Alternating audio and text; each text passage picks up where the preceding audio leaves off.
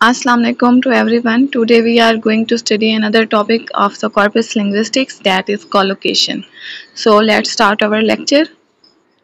The term collocation is consist of two words. Co means together and the location means place.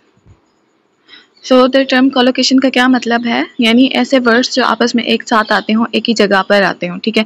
The study of collocation started in, कब start हुई थी study 1950s. The term itself was coined by Firth. He said that the collocation of a given word or the statement are the habitual of the customary places of the word. So ये जो term है collocation, ये किसने coin की थी? फिर्थ ने coin की थी। और इसका अकॉर्डिंग टू फिर्थ कोलोकेशन क्या है? कोलोकेशन वर्ड्स हैं, ठीक है, या वर्ड्स की स्टेटमेंट है जो अक्सर हैप्चुअली यानी आदत के तौर पर या कस्टमरी यानी रिवायत के तौर पर एक दूसरे के साथ आते हैं। यानी ऐसे वर्ड्स जो हैं वो अक्सर एक दूसरे के साथ पाए जाए, उनको हम क्या कहते हैं? कोलोकेट्स वर्ड कहते हैं, या उस प्रोसेस को क्या कहते हैं? कोलोकेशन कहते हैं। i.e. द कैरेक्टरिस्टिक को-अकरेंस और the pattern of the words, ठीक है। अब क्या है कि मतलब ऐसे वर्ड्स जो जिनका कैरेक्टरिस्टिक क्या है कि वो एक दूसरे के साथ साथ आए, को-अकर हों, ठीक है। अब इसकी एग्जांपल क्या है? मिल्क एंड काउ, ठीक है। काउ और मिल्क आपस में एसोसिएटेड हैं, day and night, ring and the bell, ये सारे वर्ड्स जो हैं आपस में एक साथ ही अक्सर यूज होते हैं। J.R. Firth introduced the term collocation for the characteristic and the frequently recurrent words combination, arguing that the meaning and the usage of a word can be to some extent characterized by the more typical collocates. अब J.R. फिर्थ ने ये term क्यों introduce करवाई थी? उन words के लिए करवाई थी जो कि फ्रिक्वेंटली तौर पर एक दूसरे के साथ बार बार आते हैं, ठीक है। इसलिए इसने इंट्रोड्यूस करवाई थी ऐसे वर्ड्स के लिए जो बार बार अगेन एंड अगेन एक दूसरे के साथ आते हैं। उसने ये आर्ग्यू किया था जो वर्ड्स के मीनिंग है, ठीक है, और उन वर्ड्स का जो यूजेज है वो डिपेंड किस पे करता है? उनके टिपिकल कोलोकेट्स पर, कि वो आए किस वर्ड्स के साथ हुए। फॉर एग्जाम्पल हम अगर इडियम देख लें, एन एप्पल ऑफ माई आई, ठीक है। अब हम इसके जो है इंडिविजुअल मीनिंग देखें तो वो टोटली चेंज हैं, लेकिन अगर हम इसको एक फ्रेज के तौर पर देखें यानी उसके कोलोकेट्स के साथ देखें इन वर्ड्स को, तो वो एक टोटल डिफरेंट मीनिंग देते हैं और उनका यूज भी एक डिफरेंट जो है वो सिचुएशन में होता है। अब J.R. फिर्थ ने इसको डिफाइन किस तरह से किया? You shall know the word by the company it keeps, कि आप किसी भी वर्ड को किस तरह से जानते हैं? उसकी कंपनी से, वो किस कॉन्टेक्स्ट में यूज हो रहा है और किन वर्ड्स के साथ यूज हो रहा है, तो उसका मीनिंग भी उस हिसाब से होता है। अब जो कोलोकेशन है वो फिफ्थियन सेंस में क्या है, यानी फिफ्थ के मुताबिक जो है वो कोलोकेशन क्या है? Collocation in the Firthian sense can also be interpreted as the empirical statement about the predictability of the word combinations they are quantify the mutual expectancy between the words and the statistical influences of the word exerts on its neighbourhood. अब Firth के मुताबिक colocation क्या है? उसने interpret इस sense में किया है, उसके एम्पिरिकल स्टेटमेंट्स के सेंस में, ठीक है, कि वो जो है तजर्बाती तौर पर एक वर्ड जो है वो किस तरह से यूज़ हो रहा है या किन कम्बिनेशंस में यूज़ हो रहा है, ठीक है, और उसकी जो है म्यूचुअल एक्सपेक्टेंसी क्या है, यानी एक वर्ड को हम ज़्यादातर किस वर्ड के साथ एक्सपेक्ट कर रहे हो। मीन्स हम अंदाज़ा लगा देते हैं कि ये लफ्ज़ ज़्यादातर इस वर्ड के साथ आता है, तो अब भी इसका जो है वो इस वर्ड के साथ ही आना है इसने, और किसी और वर्ड के साथ नहीं आना।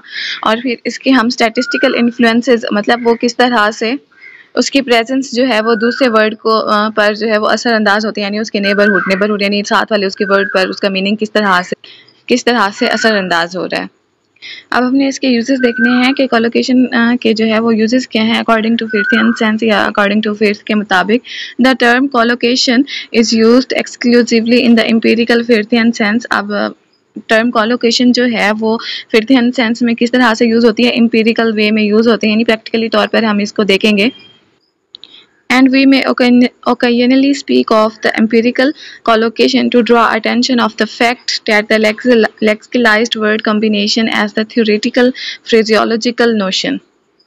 अब ज़्यादातर हम कौन सा वर्ड यूज़ करते हैं? Empirical colocation. एम्पिरिकल कोलोकेशन का क्या मतलब है? Observed frequency of word combination, यानी ऐसे वर्ड्स के कॉम्बिनेशन जो ज़्यादातर एक साथ आते हैं उनकी हमने फ्रीक्वेंसी को ऑब्जर्व करना है, यानी कि हमने ये देखना है कि ये वर्ड्स जो है वो कितना ज़्यादा दफ़ा एक दूसरे के साथ आते हैं। To draw the attention of this fact lexicalised word combination as the theoretical phraseological notion.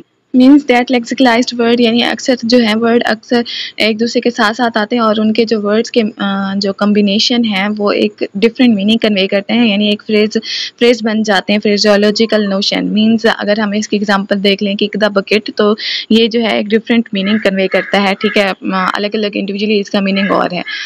Next है are denoted by the generic term multi-word expressions and following the new established use in the field of the computational linguistics। हम इसको कौन सी एक term के साथ denote करते हैं? Multi word expression के साथ इसको डिनोट करते हैं, जो कि एक न्यू टर्म है, ठीक है, इन द कंप्यूटेशनल लिंग्विस्टिक। यानी मल्टी वर्ड एक्सप्रेशन वही जो है वो फ्रेजियोलॉजिकल नोशन हो गई, ऐसे डिफरेंट वर्ड्स को यूज़ करके, ठीक है, उनके जो हम मीनिंग है वो उनके कम्बिनेशन से जो है वो मीनिंग उनका डिफरेंट हो जाता है, ठीक है। इसकी एग्जांपल देख लें कि ना हम ज़्यादातर मल्टी वर्ड एक्सप्रेशन में यानी दो वर्ड्स जो हैं या दो से ज़्यादा वर्ड जो है वो मिलकर एक डिफरेंट मीनिंग कन्वे करें, या दो वर्ड जो हैं वो ज़्यादातर एक दूसरे के साथ किस तरह से यूज़ होते हैं। एग्जांपल जो है ब्रश टीथ, हम ज़्यादातर क्या वर्ड यूज़ करते हैं? ब्रश टीथ या ब्रश द टीथ, ठीक है। हम ये कभी नहीं कहते स्क्रब द टीथ, लेकिन हालांकि दोनों जो है वो स्क्रब का भी सेम मतलब होता है और एक किस्म से हम अगर हम देख लें तो ब्रश का भी, ठीक है, दोनों का मतलब रगड़ना ही है। तो लेकिन हम ज़्यादातर क्या यूज़ करते हैं? Brush the teeth. इसका मतलब ये जो वर्ड है ब्रश टीथ ये एक दूसरे के साथ ज़्यादा कोलोकेट करता है और ये इनकी मल्टी वर्ड एक्सप्रेशन है, यानी कि किस तरह से डिफरेंट वर्ड एक दूसरे के साथ कोलोकेट करते हैं।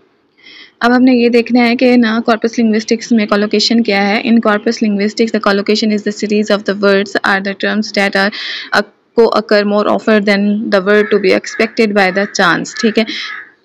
कॉर्पस लिंग्विस्टिक्स में कोलोकेशन का क्या मतलब है? यानी ऐसे वर्ड्स जो कि ज़्यादातर एक दूसरे के साथ आते हों, यानी बाय चांस ना आ जाएं बल्कि फ्रिक्वेंटली एक दूसरे के साथ ही यूज़ होते हैं।